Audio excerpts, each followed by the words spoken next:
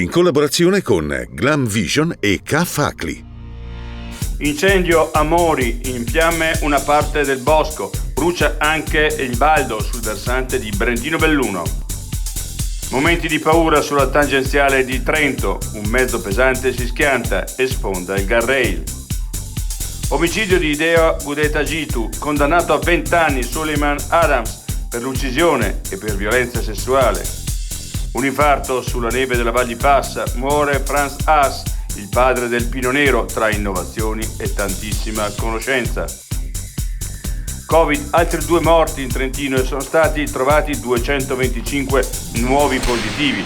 Scende ancora però il numero dei contagi attivi in provincia.